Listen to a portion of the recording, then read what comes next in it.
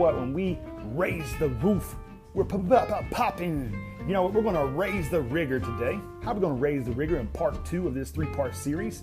We're going to dive in deep into a literary classic of information by Eileen Debka. We're going to raise the roof. We're going to raise the rigor. We're going to look at effective questioning strategies and techniques for the classroom.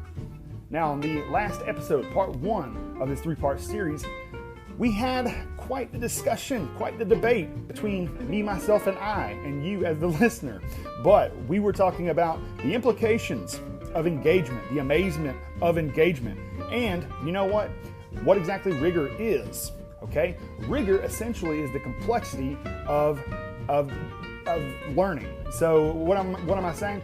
If we take a look at one of my favorite educational gurus of all time, let's take a look at Bloom's and Bloom's taxonomy. Now that gives us a ratchet of rigor. That gives us a spectrum of rigor.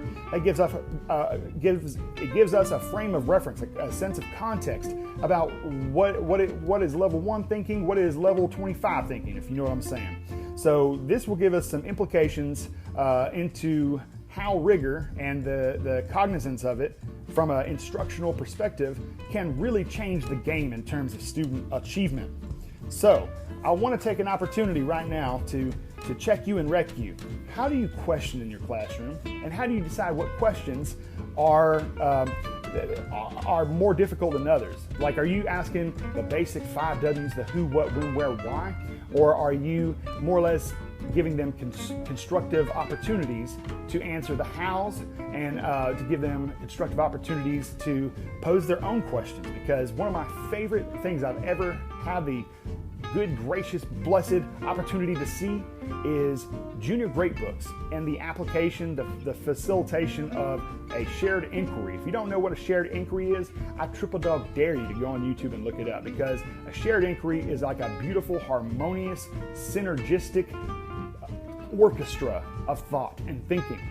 Okay, and so it's like a big giant volleyball game, and effectively the volleyball are questions. And I love it because what you're doing, you're enhancing, really you're laying down the foundation for a culture of thinkers, a culture of risk takers. And so I want you to imagine with me a classroom where they're playing volleyball, but they're passing questions back and forth. And once and I talked about in the first part of this episode, we have to really check ourselves, look ourselves in the mirror and ask ourselves, are we the main show?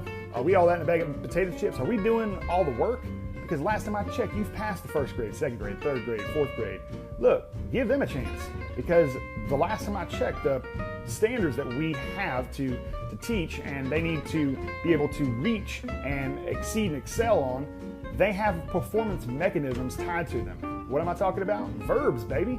If you want to get real funky with it, take a look at the verb of every standard that is to be facilitated amongst your classroom. I'm serious.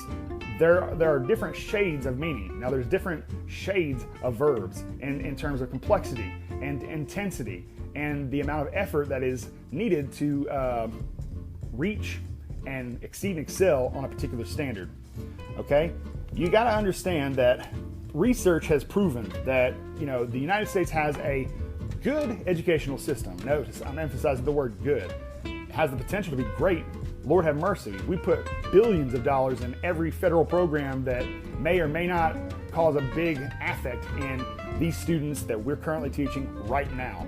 But you got to understand, education, it's always a political football, because there's always a debate and there's always really a crunch and a necessity and a need for more funding in public education. But one thing we can universally agree on is that the education system in the United States, it's not irretrievably broken, but it's good. It's status quo. It's good enough. I don't think that those are the principles upon which our country was founded. So how can we take it from good to great? Well, by God, we could raise the roof. We could raise the rigor.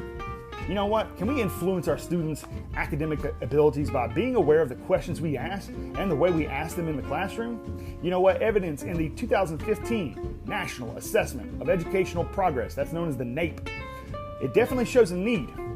It definitely highlights, exploits the need for a boost in U.S. academic performance.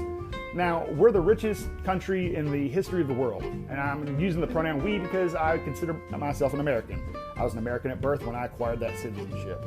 But U.S. performance, academic performance, it's not on par with the Scandinavian countries, with countries around the world. And we really have to take a look at why that is and what are the implications of that. And you see already a developing impetus and a developing, passion for trying to fix this problem. And the reason why, because you know what? These students are our future. And if they're not the top of the line when it comes to math, science, STEM, like they are our future. And so that there's no secret as to why, if you look in certain STEM fields today, 21st century, science, technology, engineering, and math, you have a lot of foreign implications there. And so you have a lot of, people that are not citizens. They either are schooled outside of the United States, but they take advantage of the dearth of, the great vast opportunities that the United States offers. And so, but they're employed in these high reward, effectual jobs that are changing the world. And it's because the classrooms across the world, they look a little bit different than ours. Perhaps maybe their approach to education is a little bit different than ours. They don't really iconoclastically try to marginalize recess. You have some countries that put a great emphasis on things that are not think tank, things that are not mentally, educationally exhausted. Like the fact that kids need time to socialize, because that's where they develop, because they learn about actualization. They learn about who they are, who they're not. And you know what? The greatest teachers that you can find in a school are the kids, because when you're utilizing educational strategies such as peer teaching, reciprocal teaching, peer assessment, self-assessment, all of these things, it takes you out of the equation. And it's imperative that teachers lay down a culture, lay down, the framework where their classroom is fertile for growth, that they can bloom and be the brightest little flowers they can be, because they have the learning environment, a safe network of learners where they can make risks, they can take chances. And I'm feeling very frizzled right now, but you know where I'm headed with this. Let's get NAEPy with it. So we were talking about the NAEP in 2015, the National Assessment of Educational Progress. It exploited a massive need for a boost in U.S. academic performance, as the United States of America and its students were being crested and outperformed by students all around the world. Not all around the world, I need to watch what I'm saying, but in many countries. And it's caused a little bit of concern because, look, these kids are our future. The NAEP is a United States standardized test. Now, you and I, we both agree that the ITBS seems to come to mind when we're thinking about standardized tests. That's something universal. Why is it universal? Because it's a norm reference competency test. It is based on an understood norm and not necessarily a criterion reference competency test that is more or less like a summative assessment based on created curriculum. And it's targeted towards a specific demographic population, such as exclusively students in the state of Georgia. Now, the NAEP is a United States standardized test that evaluates and reports student progress in a variety of subjects, including those high risk, high reward jobs and subjects that will facilitate these jobs, such as math and reading. Now, the assessment, the NAEP, compares subject-level achievement across states. Now, if you go back in time, the PARCC assessment was supposed to do that with Common Core, but then it became a nuclear political football and it became a states' rights versus federal rights issue. You had states that said, we are in control of our own destiny in terms of education. We don't want to have a federally mandated curriculum to teach. But I look at it in retrospect, it would have been a beautiful thing, because we can compare apples to apples, not apples to oranges, and apples to oranges to bananas, because different states are using different assessment mechanisms, quarterly testing, benchmark testing throughout the year, or summative assessment at the very end of the year. You can actually, with the PARCC, what was to be a universal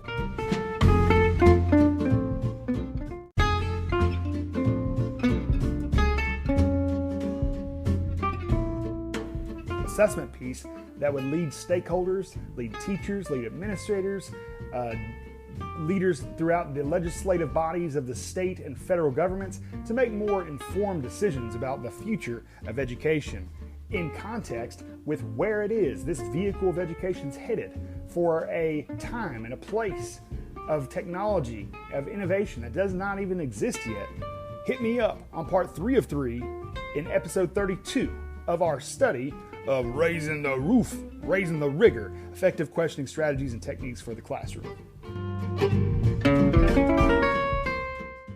The podcast you just heard was made using Anchor. Ever thought about making your own podcast? Anchor makes it really easy for anyone to get started. It's a one-stop shop for recording, hosting, and distributing podcasts. Best of all, it's 100% free. Sign up now at anchor.fm/new. That's anchor.fm/new to get started.